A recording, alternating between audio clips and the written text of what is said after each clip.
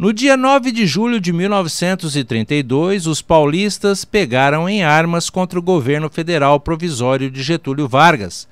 O estopim da Revolução foi a morte de 4 estudantes, Martins, Miragaia, Drauzio e Camargo, fuzilados por tropas federais em uma manifestação na noite de 23 de maio de 32.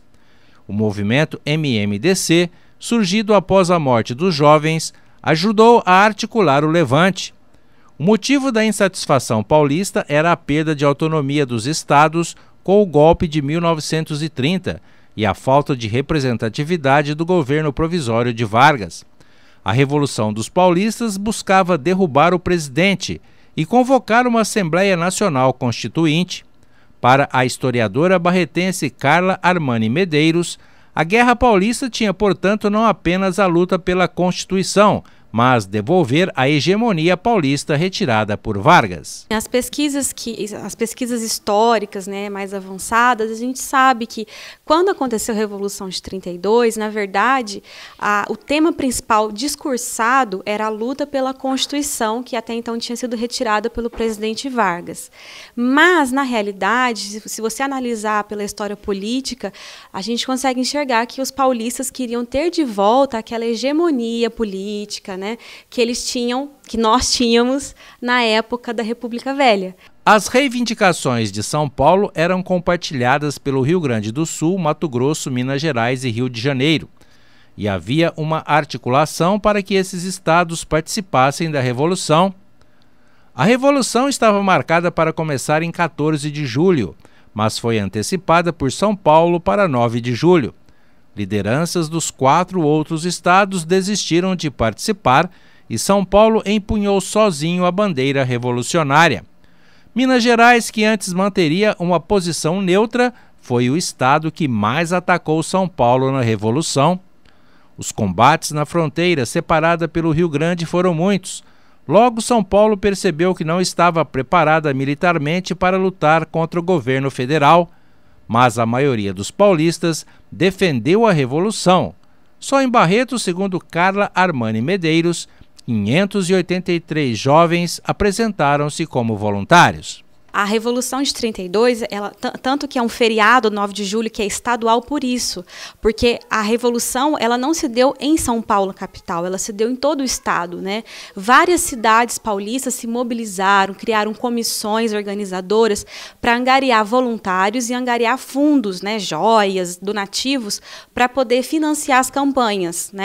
E em Barretos, a Revolução começou dia 9 de julho, em Barretos, no dia 10 de julho, dia seguinte, a prefeitura já abriu uma lista de voluntários que até o final da Revolução, que foram 3 meses, consta quase 600 nomes de inscritos. Os barretenses lutaram na fronteira do Rio Grande e os conflitos também se travaram nas cidades como Campinas, Mojimirim e Jundiaí.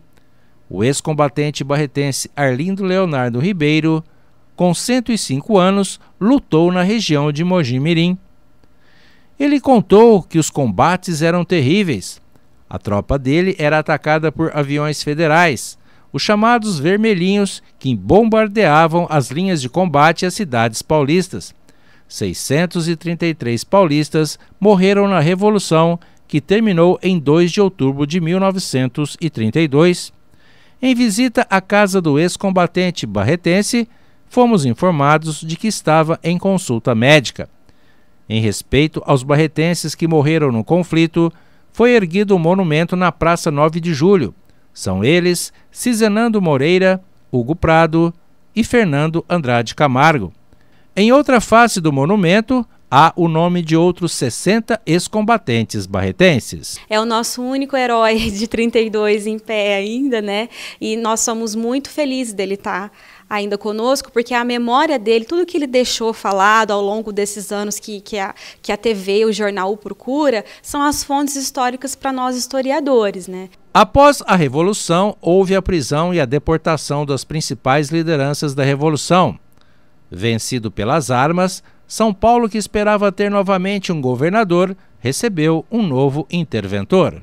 Eu, particularmente, gosto muito mais do pós-Revolução de 32 do que da Revolução em si, porque eu acho muito interessante o fato, quando a gente pensa em Revolução de 32, no efeito dela, a gente pensa na Constituição, né?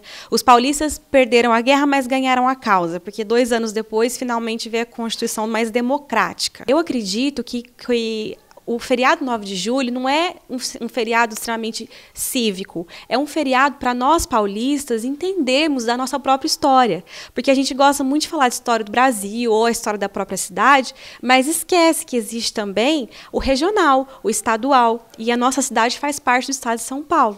Logo, São Paulo percebeu que a guerra contra a ditadura militar seria uma luta do tipo Davi contra Golias. Com Golias, é claro, muito mais poderoso.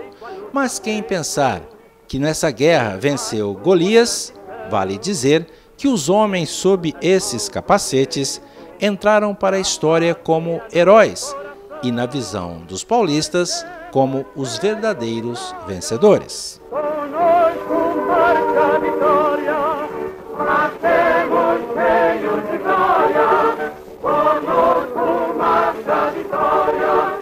Animo surto grandioso que a nossa alma recupera.